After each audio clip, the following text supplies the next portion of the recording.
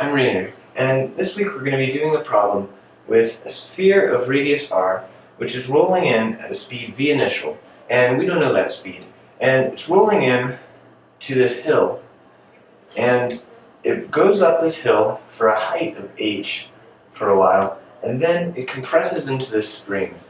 And the spring has a constant k, and it compresses at a distance x. And we're essentially told as well that the ball continues spinning the entire time. So the spring doesn't actually stop its spinning, it just stops its linear motion. And so it spins with the same omega for this entire process. And our job is to find the initial speed that it must have come in with to make this happen. So, alright, this looks a lot like a work energy problem to me. Because we've got some spinning, we've got a hill, we know height, we know spring, we know how to deal with energies of spring, so that's my motivation for choosing to approach this with the work energy theorem. And I know that I'm really tired of dealing with works, so let's just make our system everything and just deal with the changes in energy. So let's say the system is everything, and go ahead and write out the work energy theorem. So I know the work as a result is 0, and the energy, we know there's going to be a change in translational energy.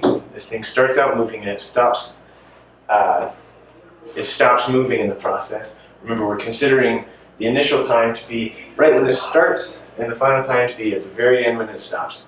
So we know it does slow down, but notice the rotational energy doesn't actually change because it has the same omega and the same I the entire time. So we're going to discard that one. We've got delta kt. It raises up, the Earth is in the system, so I think we're going to have a gravitational potential energy change. So plus delta ug. And then we compress the spring is in the system. We're going to have a delta u spring.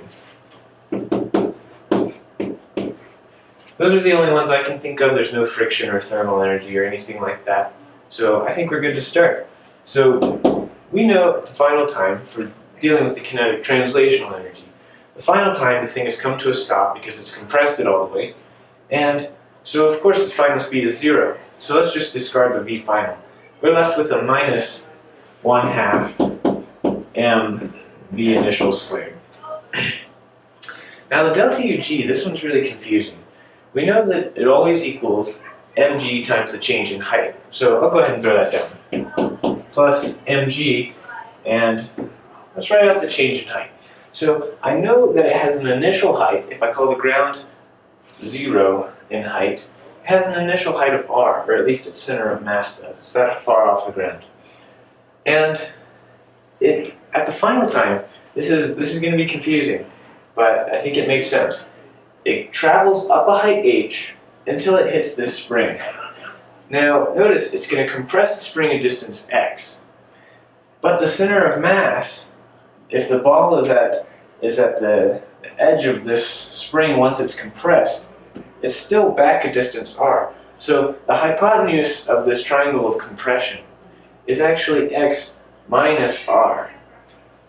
So if I take the y component of that compression, I get x minus r quantity times the sine of this angle.